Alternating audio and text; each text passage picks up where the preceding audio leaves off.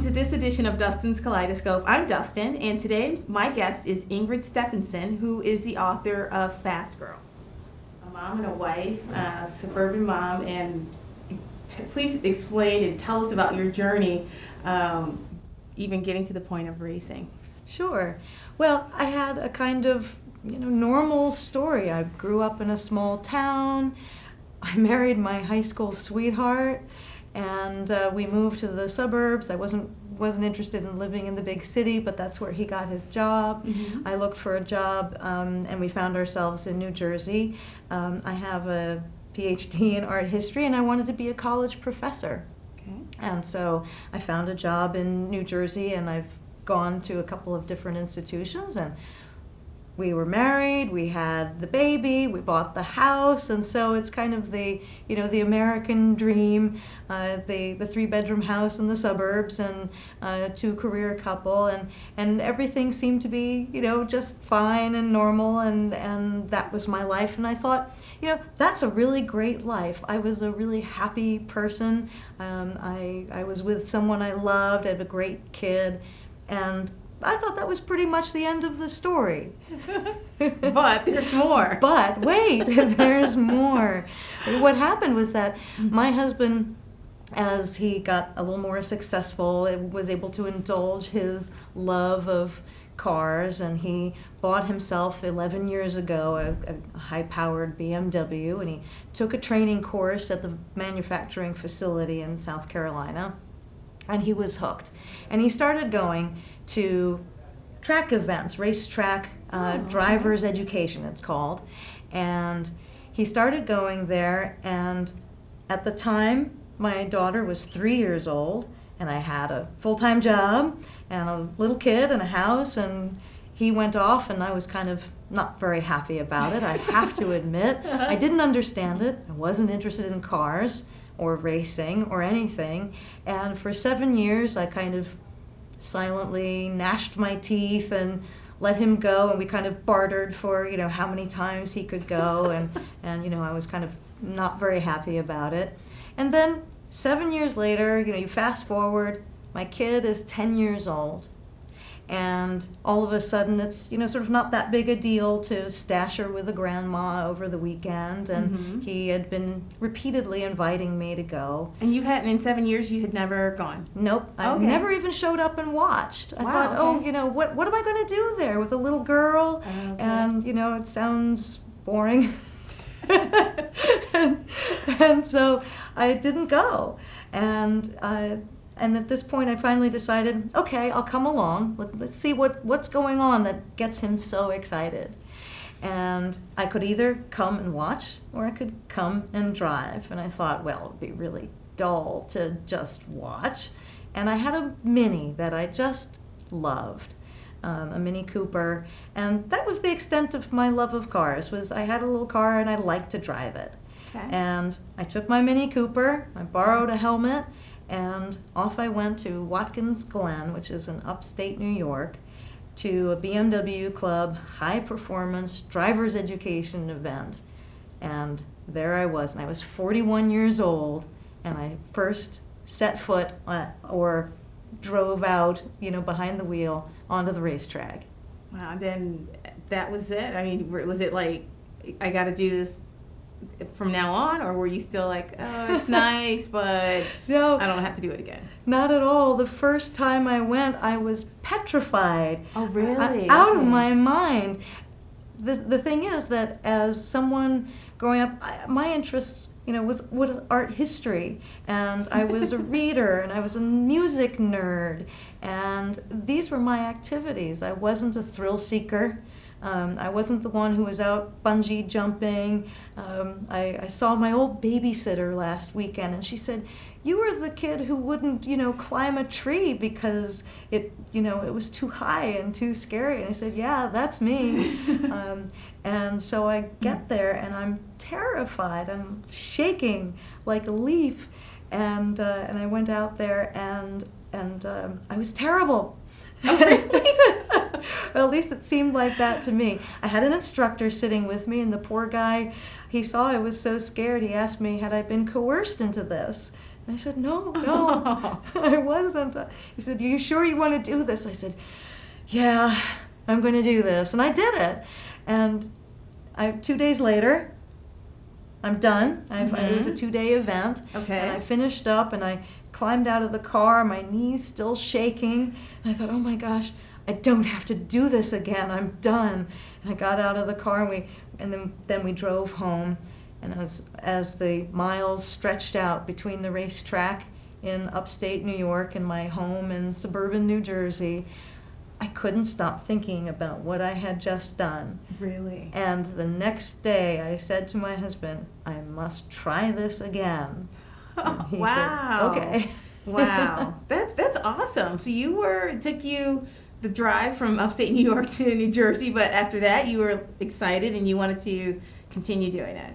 It was a little bit of a, love-hate kind of thing in that I was still really scared. And to this day, I've now been doing this for 4 years. Okay. Because the book took a while to come out. Uh-huh. And to this day, I go and I still get really nervous. Really? Yeah, sure. But is this a type of nervous where it's good, like sort of to be? Yes. Okay. Yeah, it's You're good not nervous, petrified. but it's still really nervous. Okay. And I can tell you, every one of the guys there feels the same way. Really? Oh yes, they Okay. will all, if you press them, admit to butterflies before the event because it's just so high intensity that it still makes me nervous, even though now I consider myself pretty competent and I've become an instructor. Okay. Wow. And how long did that take for you to become an instructor? It took 3+ years, Okay. and then I was invited to participate in the instructor training Oh, program. so you have to be invited. You do, yes. Okay. Well, one thing that I noticed about your book is that your life up until the point where you actually, stepped out onto the track was very pragmatic. You decided on what type of career you wanted and everything like that. But one thing that I noticed that you mentioned in your book is that going onto that track, it increased your confidence and it increased your level of tolerance of like learning new things. Like how can you explain a little, how does that manifest itself in other parts of your life? Absolutely. Really, this book isn't, okay, yes, it's about cars, but it's not really about the cars, it's about the journey. Okay. It's about what happens when you step outside your comfort zone, and I'm talking in this case way outside my comfort zone. This was so uncharacteristic for me in every respect, and it was a revelation to realize that at age 40, my life wasn't done, Yes. and I needn't be held back by preconceived notions that I'd had of myself going back to my 20s, maybe even earlier. I had this picture of myself as a college professor, and I embarked on that career, and I went step by step to get what I thought I wanted. And I love teaching.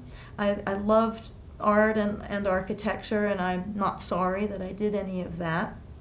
But there were certain barriers to my career.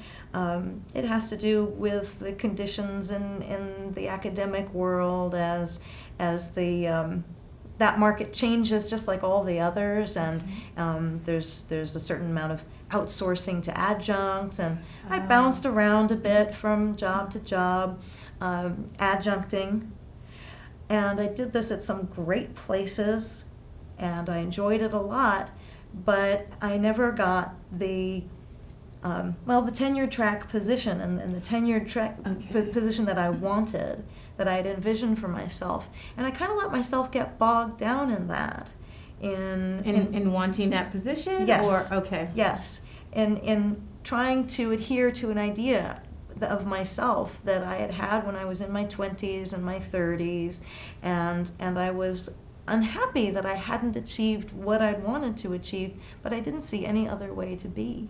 Okay. And then I got to the racetrack and I did something so far outside myself, so far outside anything I knew about myself, that I realized that I'm much more capable than I thought I was, capable of change, capable of taking charge of something, of learning something new.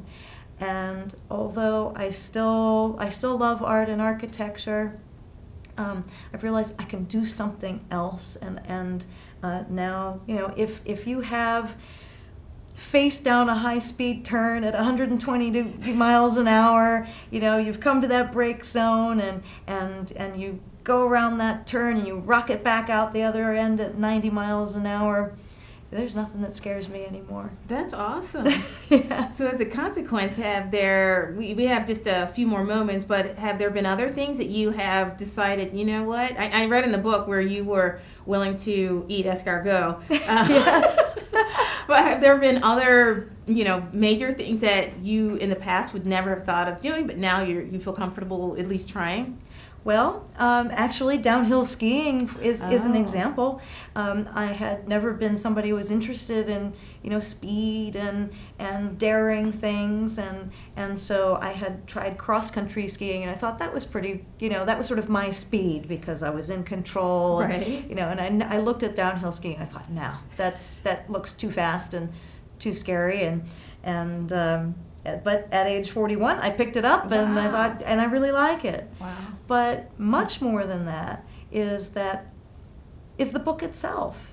Yes. Is the writing of this book. Not only did the Racetrack give me the raw material to write a book, but it gave me the courage to write something that's very personal and to try something that's utterly different from anything I've tried to write before. Okay. Well, Ingrid, we're going to take a break now, and we're going to go outside, and we're going to visit with you in the car, but we'll come back afterward. So we'll be right back in a few moments, so stay tuned.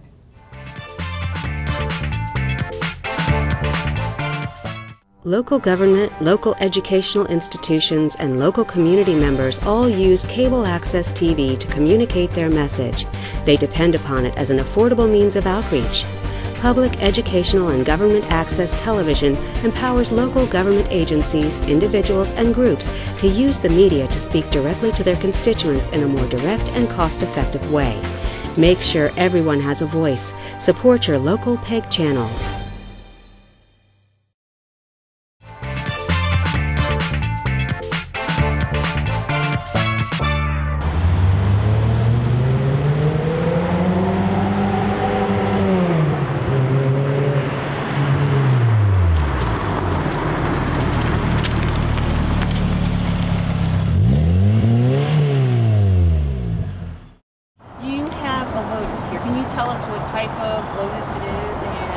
Why you chose this particular car? Sure. I'll put the book Okay, away. okay. Well, what happened was I started with my Mini, and I had so much fun in the Mini. The Mini is a great track car, and in fact, I still have a Mini. But what happened was, you start progressing a little bit, and you want to go faster, and I started asking my husband, well, can we stiffen the suspension? Can we put on bigger brakes? What about a harness? How did you even know about? Did you know about cars before this? I knew nothing about cars. How did you learn? Absolutely nothing. Well, you go to the track and you learn this stuff, and you start, what can I do to make it faster? Do I put a roll cage in it? Should I put in a harness? And my husband said, well, this is your commuting car, and all of those things will make that car worse on the streets. And so meaning the Mini Cooper. The Mini Cooper, right, would be less comfortable and less practical on the roads. Okay. And so in what was a tremendously generous gesture on his behalf, he said, I think you need your own track car. He had his own already. Okay. And he said, well, I think you need your own. And I said, why, yes I do. And we started looking. And I had a friend who asked me, well, what role does being an art historian play in your racetrack experiences? And the answer is really none at all, except that I was attracted by the pretty car. Oh, that's too funny. Just pure color. Okay. Yeah, well, it was just so gorgeous and so yellow. But it was also, I got behind the wheel, I test drove it. It was a used one with not a lot of miles on it, and we hit the roads in it, and within the first screaming quarter of a mile, I said, I want this car so bad. Wow. I was in love. So where does one, I mean, how do you even test drive it? Because you can't, I mean, really hit it, you can't hit the speed you would normally hit at the racetrack. So how do you even evaluate a car like this? Yeah, Test well, drive. I probably shouldn't say because I don't know how many men in blue might be watching this. Got it. Okay. So you were able to somehow manage to find out whether or not it was appropriate. I rounded up a little bit on the back roads near Princeton, which is where there was a dealer, and I looked over my shoulder, and then I took it for a little spin, I might have gone over the speed limit just a little bit. Okay. By a few miles. Coincidentally, I would like to know how fast does this car go, and not only how fast does it go, but how fast have you driven it? How fast have I driven? That's a question I'm always asked. How fast do you go? Yeah. And the short answer is that on the back straight at Watkins Glen Racetrack in upstate New York, I've come just a hair short of 140 miles an hour. Wow. Yeah. Wow. Which is pretty darn fast. That is fast. I would say most people watching would probably say that's very fast. That's very fast. Now, in comparison to, say, what Danica Patrick does in, an Indy car, which does, 240 or so, it's not that fast, but compared to, say, the Garden State Parkway, it's pretty darn fast. I would agree. So tell me a little bit about the car. It's a beautiful color, of course, but the horsepower, the more technical things that you probably looked at as a buyer. Right. What were you interested in? Right. Well, why this is a perfect track car and terrible at everything else is that it's very, very tiny. The Lotus philosophy is kind of less is more. And so this car weighs just a hair under 1 ton. Wow. Which is really, really light. It is. And your average SUV is about double that, and your standard sedan is, usually over 3,000 pounds. Okay. And it's super lightweight. It has an aluminum chassis, a tub that you basically sit in. Okay. It has a fiberglass body, and I have a theory. I wrote it in my book. This is just me. That Lotus stands for leave off the unnecessary stuff. I'll have to remember that. That's good. So that means it's bare bones. It is total bare bones. There's no motor controlling the mirrors here. You just move them by hand. Really? There's no machine to raise and lower the window. It's an old-fashioned crank. Okay. There's one windshield wiper instead of 2. Okay. There's no insulation. It's really, really bare bones. It's the opposite of everybody wants to get everything in their cars these days, and this has nothing. It is stripped out. The only luxury I have is an air conditioner, which I'm keeping because I go to racetracks in West Virginia in July. It's very hot. So they make the car specifically for racing. This is not, obviously it's not a commuter car, but it's not even is it even considered a road car in the sense that you would, ride in it regularly or just occasionally? It's not a good choice for a primary vehicle. Okay. It's fully road legal. Okay. I can drive it on any road, so I can take it anywhere I want. Mm-hmm. But it's small, it's hard, it's loud, it's inconvenient to get in and out of. So it's really an enthusiast's car. Okay. And mine spends most of the time in a garage, except when I'm going to the track. Oh, okay. You mentioned that this is a very short or small car. What is there for your? This is a Lotus Elise, correct? Yes, it is. So, is there a particular height limit for this car, or can I be 7 feet and have a car like this, or for this car? It is better for smaller people. We've found that the sort of comfortable limit is just maybe a hair over 6 feet tall.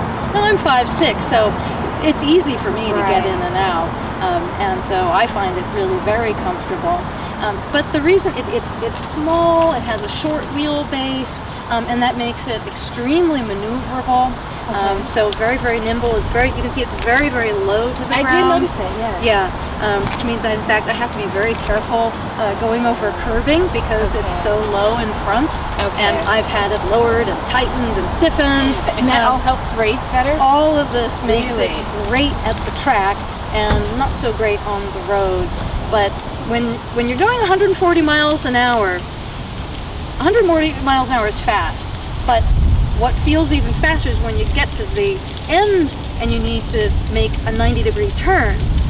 That's the exciting part. So when you're bringing it down from 140, you want to bring it down to, say, 70 in the space of a couple hundred feet, and then bring it around the turn.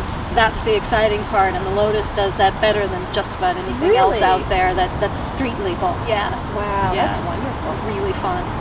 Well, I also want, you said that there's a trunk. Can I see the trunk? You can because see I can't the trunk. imagine that there's really I guess it would just hold your helmet and that would be it pretty much. I have a girlfriend who says this is a Bond girl's trunk because all you can fit in it is a bikini and a gun. That is pretty much, I would agree with your friend. Yes, it is. There's the engine. Oh, okay. So what's in the front then? This is the engine. Not much. Your feet. Oh, really? And the radiator. Okay. Is in front. And in back is the engine, which sits right behind your head and makes it impossible to carry on any kind of normal conversation in the car. And then this is the amount of space you get for your stuff. And it looks like you have to share it with the windshield wiper fluid. Yes, and the battery. Yeah. Oh, and the battery. Okay. Yep. Yeah. Wow, this is great. This is really nice. So do you actually drive? I mean, I'm sure you're not driving your car to Virginia or... Oh, yes, I am. You do? I do. You don't have it to... Okay. So, so is that uncomfortable? Because you said it's... Yes, it is. Yes, it is. I'll make no no bones about it. It's actually kind of unpleasant, but it's worth it when I get there. Okay. So I put up with it, and sometimes I even wear earplugs because it's that noisy. You are kidding. Yeah. Wow. I think a little later I'll have you start it up so we can hear just how loud it is. But I wanted to talk a little bit about the track. Maybe we'll move over here a little bit. I wanted to talk a little bit about how did you? So you said your husband was already racing or doing going on the track, but first of all, are there many women who do this? No, of course there are not very many women. It's really, that's where my story comes from, and it's where a lot of the humor in the book comes from. It's a very funny book, or that's what I'm aiming for.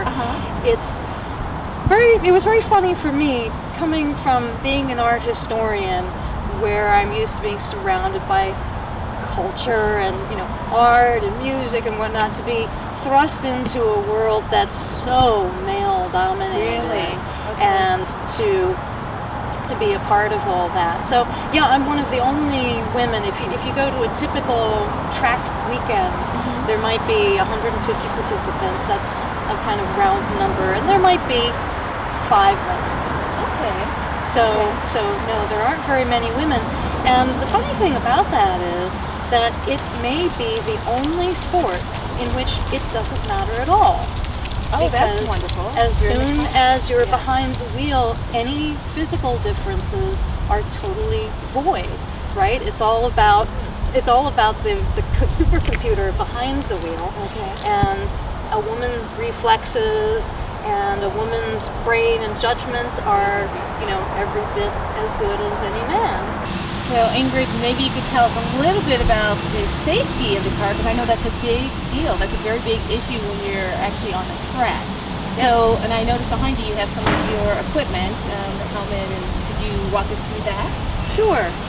The club events that are organized by clubs like the BMW Club, the Porsche Club, the Audi Club, the Corvette Club, and so forth, are very big on safety. Okay. Because everyone is there to have a good time, and everybody's paying for their own cars. So a helmet is an absolute requirement. There's no driving without a helmet. So The helmet has to be a fully enclosed helmet like this, and this is just for the protection of the head.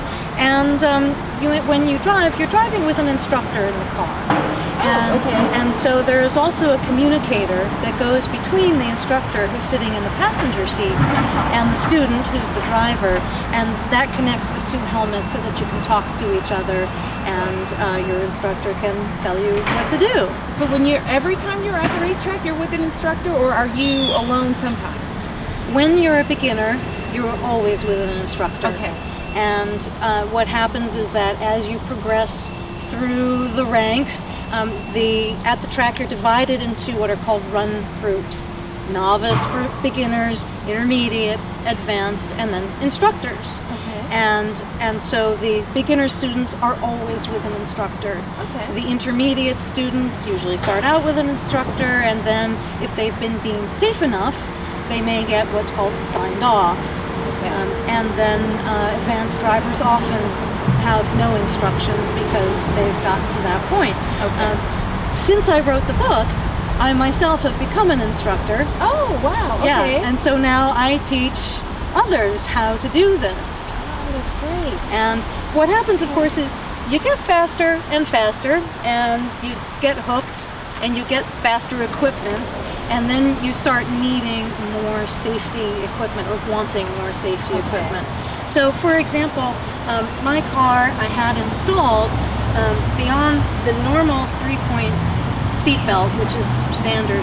I had a 6-point harness installed, which is one that has shoulder belts that go over your shoulders, and a submarining belt, which one goes between your legs and then across your lap. Okay. 6 points. Okay. And this keeps you fastened into the seat, which gives you more control. It feels good. You're not fighting the car when you're moving from side to side. And then it allows you to do the next thing, which is to have a head and neck restraint system. That's what this is. Okay. And it's not a requirement. It's what happens if you get more advanced. Okay. Then many will invest in this, which is something that goes on your shoulders like this. Your shoulder belts go over this portion, and So it's these like grippy material. it's very too. grippy, so that it really holds you in. And then this tether attaches to the side of your helmet and is protection against a head-on collision, so that your head doesn't go too far forward. Okay. And I've never needed it. That's good. And it's I've never there just seen in anybody who has, Okay. but it's good to have. And then gloves are not a requirement. I bought them one time when I was really cold, and now I use them all the time. They give you better grip, especially if you're sweaty. They give you good grip, but they're not a requirement. And then you need thin-soled, flexible shoes. And for these track events, you don't need a suit. You just need cotton clothing, natural fibers. If you start doing actual club racing, then you have to buy the fire retardant suit. But really, anybody can come with a car and a helmet, and that's all you really need to start. Hi, and welcome back. Ingrid, thanks again for being here. And thanks so much for showing us your lovely car and explaining a little bit more about it. Again, your book is called Fast Girl. And where can we find the book? You can find it in local bookstores and nationally, and it's also available for order on websites like Amazon and Barnes & Noble, and it's also available as an ebook on your Kindle device. Okay. Thank you so much for being here, and thank you so much for allowing us to see your car firsthand. My pleasure, Dustin. Thank you for having me.